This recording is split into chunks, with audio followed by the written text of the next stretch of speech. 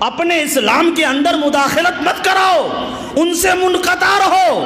آیا اس لیے کہ اگر تم نے منقطع رہا، اس سے مداخلت نہیں کی تو تیرا بیڑا دنیا ہی میں پار ہوگا، تم یہاں بھی چمکو گے اور وہاں بھی چمکو گے۔ سبحان اللہ، یہ کرنے کی ضرورت ہے۔ تو موسیٰ کلیم اللہ، بات لمبی ہو جائے گی، پیارا نام کے جستجو میں تلاش کرنے میں لگ گیا، دیکھا کہ کوئی دیوانہ ہے، آج کہتا ہے نا بیٹا کما کے ہمیں کھلائے۔ غوث پاک فرماتے یقین بھروسہ رب کی ذات پر ہو، کوئی باپ اپنے بیٹے کو کھلا نہیں سکتا، آیا کوئی بیٹا اپنے باپ کو کھلا نہیں سکتا، صرف یہ وسیلے کا رابطہ ہے، ایک قسم کا وسیلہ ہے۔ باپ بوڑھا ہو جائے تو بیٹا پالے پرورش کرے، یہ وسیلہ ہے، لیکن کھلا نہیں سکتا۔ یا اگر بچپن میں بیٹا ہو تو باپ اس وقت ان کا وسیلہ بنتا ہے، اس لیے کھلاتا وہی ہے، پلاتا وہی ہے، زندہ وہی رکھا ہے، اور جب چاہے گا تو موت وہی عطا کرے گا جس نے کائنات میں سب کو پیدا فرمایا ہے۔ سبحان اللہ، اسی کے دستے قدرت پر سب ہے۔ لیکن میرے دوست اس عنوان پہ اگر جاؤں تو چھڑ جائے گی بات بہت، پھر حدیث کا مفہوم آتے جائے گا۔ چلے وہاں دیکھا کہ ڈھونڈ رہا ہے، ہم کہتے ہیں نا ہمیں کون کھلائے کون پلائے۔ جب موسیٰ کلیم اللہ دیکھا کہ پیارا سا پتھر ہے، اس سے آواز آ رہی ہے، سبحان اللہ۔ موسیٰ کلیم اللہ ٹھوکر مارا، وہ بزرگ باہر آ گئے، کہا اتنا پیارا نام پتھر کے اندر، اب روئے زمین میں تجھ سے بڑا کوئی متقی پرہیزگار اور اللہ کا مقرب بندہ ہو ہی نہیں سکتا ہے۔ موسیٰ کلیم اللہ جب اتنا کہا نا، میں تو اس پتھر میں اس نبی کے انتظار میں ہوں۔ سبحان اللہ، کتنا پیارا ہو، کتنا اچھا ہو، اور کتنا مقام ہمیں اور آپ کو رب نے عطا کیا ہے۔ سب نبیوں نے یہ تمنا آرزو رب کی بارگاہ میں ظاہر کیا، اور سب یہی چاہتے تھے کہ میں بھی امت محمدیہ میں پیدا ہوتا۔ لیکن اللہ نے پہلے کے آمنو یا ایھا الذین آمنوا اتقوا اللہ وکونوا مع الصادقین، اے ایمان والو اللہ سے ڈرو اور سچوں کے ساتھ ہو جاؤ۔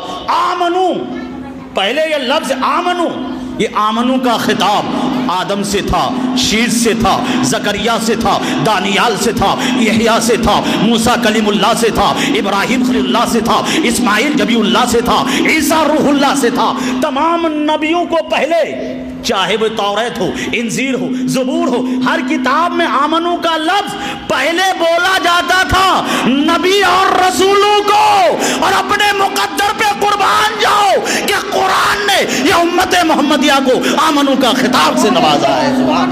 قرآن نے جب خطاب کیا، کس کا صدقہ ہے؟ نبی کا صدقہ ہے کہ ہر ایمان والے کو قرآن نے مخاطب ہو کر کہا تم ایمان والے ہو، تم ایمان والے ہو، تم ایمان والے ہو۔ ہم اور آپ سے مخاطب، پہلے کے نبی کو پکارا جا رہا تھا، اب کے امتی کو پکارا جا رہا ہے۔ سبحان اللہ، اس لیے تو کہا ہے نا العلماء امتی کالانبیاء بنی اسرائیل،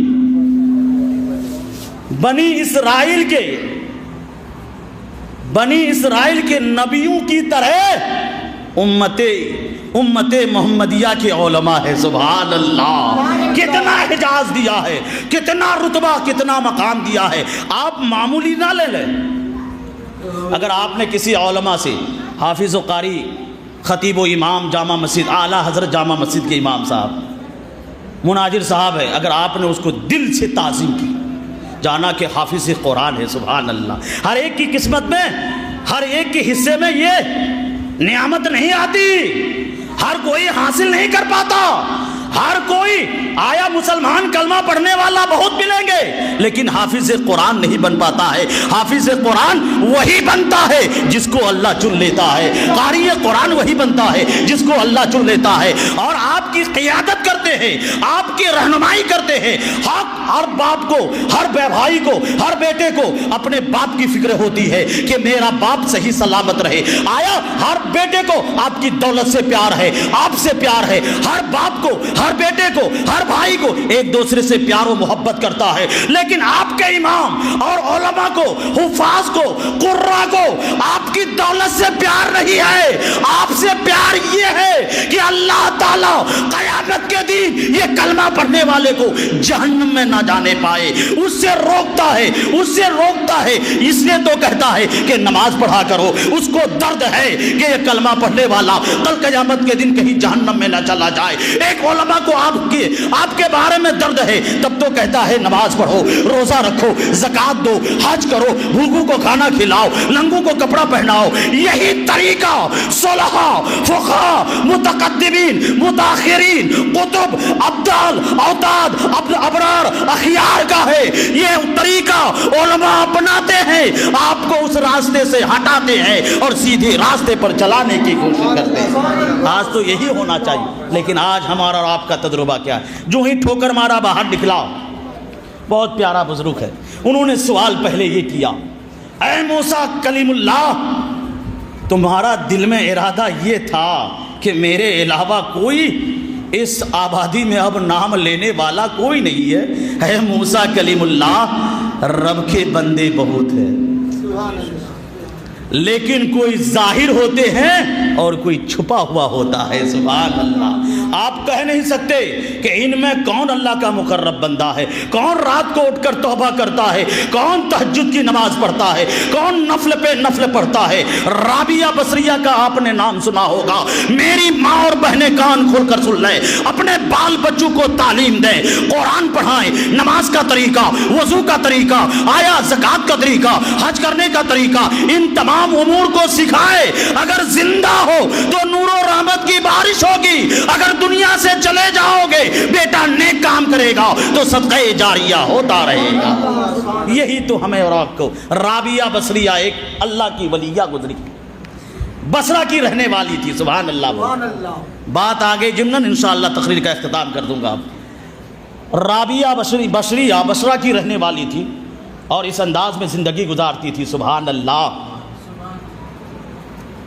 ایک اللہ کے مقرب بندہ حضرت ابراہیم بن ادھم گزرے ہیں۔ سبحان اللہ۔ سنا دیں کہ غوث پاک، آپ سے پوچھا جائے کہ غوث پاک کے پیر و مرشد کا کیا نام؟ علماء تو جانتے ہی، آپ کہیں گے پتہ نہیں کہاں کوئی بتایا، یا بتایا بھی ہوگا آپ نے دھیان نہیں دیا۔ غوث پاک کے پیر و مرشد، کوئی پوچھ لے گا کہ ہند الولی خواجہ خواجگاہ فخر ہندوستان خواجہ غریب نواز میری سنجری۔ سبحان اللہ۔ ایک مرتبہ آپ نے سنا ہوگا لاہور پہلے ہندوستان ہی میں سب تھا، پھر بٹوارا ہو گیا تو وہ پاکستان یہ ہندوستان، وہ پاکستان یہ ہندوستان بنا۔ لاہور میں ان کا مزار ہے، پیر مہر علی شاہ، اللہ کے مقرب بندے ہیں۔ سبحان اللہ۔ بولیے لڑکے سبحان اللہ۔ اللہ ان کے صدقے میں ہم تمام کا بیڑا پار کرے۔ وہ پیر مہر علی شاہ رحمۃ اللہ علیہ گھوم رہے ہیں، ایک سیاح آیا ہوا تھا امریکہ سے گھومنے کے لیے ہندوستان، سب کچھ گھوما، گھومنے کے بعد اس وقت ہندوستانی میں تھی، گھومنے کے بعد وہ چلے امریکہ، تو وہاں جیسے آج ہم اور آپ اگر کوئی عمرہ کر کے حج کر کے واپس آتے ہیں تو آدمی اس کے پاس آتے، سلام کلام کرتے اور کہتے وہاں کے منظر بتائیں آپ کیا کیا دیکھا ہے، آیا دل کو سکون اور چین ملتا ہے، دوسرا سنتا ہے اور اللہ نے اس میں ثواب بھی عطا فرمایا ہے۔ سبحان اللہ۔ اگر کوئی حج کر کے آئے، اگر پہلی نظر حاجی صاحب کے اوپر پڑ جائے تو اللہ اس حاجی کے صدقے میں آپ کے تمام گناہوں کو مٹا دے گا۔ سبحان اللہ۔ کوئی عمرہ کر کے آئے تو کوشش کرے کہ پہلی نظر میری پڑے، ایئرپورٹ پہنچے پہلی نظر میں ان پر ڈالوں، اللہ نے اتنی تاثیر دی ہے۔ پھر بات لمبی ہو جائے گی۔ یہ پیر مہر علی شاہ رحمۃ اللہ علیہ یہ گھوم کے ہندوستان واپس چلے سیاح، لوگوں نے پوچھا کہ آپ نے ہندوستان میں دیکھا کیا؟ لال قلعہ، تاج محل، کیا کیا دیکھا؟ کہا کہ کوئی خاص چیز نظر نہیں آیا، لیکن دو چیز مجھے بہت عجوبہ لگا۔ کہا پہلی چیز بتاؤ کیا عجوبہ لگا؟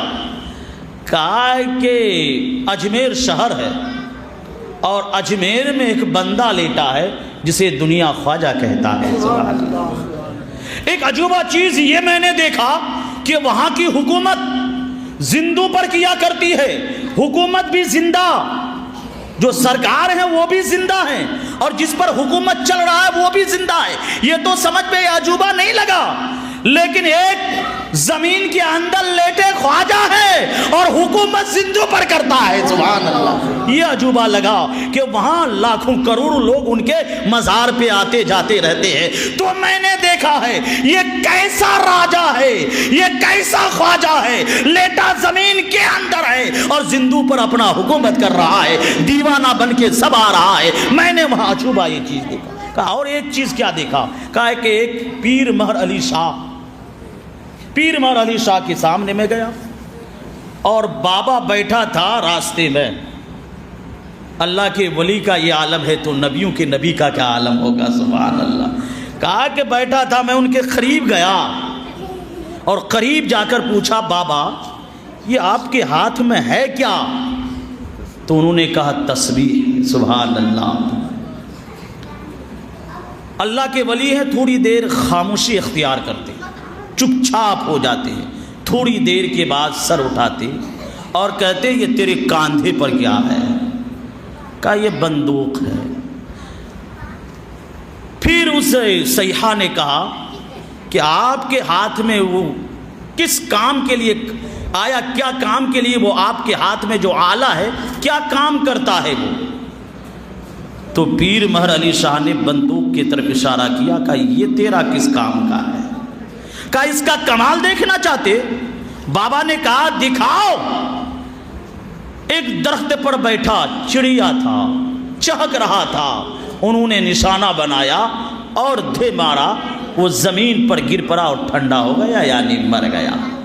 جو ہی مر گیا تو امریکی جو سیاح تھا انہوں نے کہا دیکھا میرا یہ آلہ کا کمال, یہ بندوق کا کمال تھا کہ آیا وہ بیٹھا تھا, زندہ تھا, میں نے چلایا اور اسے ٹھنڈا کر دیا.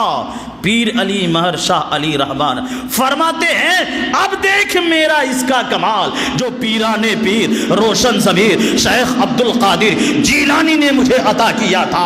آیا اسی کا عطا کردہ یہ تحفہ مجھ تک پہنچا تھا اور میں اس کو رب کا نام لینے کے لیے کام کرتا ہوں, رب کا نام لے لے کر گنتا ہوں, لیکن اس کا کمال دیکھنا چاہتا ہے. کہا ہاں بابا کمال تو دکھاؤ. پیر علی مہر شاہ رحمت اللہ علیہ وہاں سے اٹھا, جو مرا پڑا تھا ان کے پاس گیا, اپنا تسبیح پھیرا, رب کی بارگاہ میں دعا کی. وہ پرندہ زندہ ہو کر اڑتا ہوا پھر ڈال پر جا بیٹھا اور مخاطب ہوا اور کہا دیکھا تیرا کمال آلہ کا یہ ہے, اگر زندہ ہو تو مردہ کر دینا, اور رب نے مجھے وہ طاقت دی ہے جو مردہ ہو اسے زندہ کر دینا.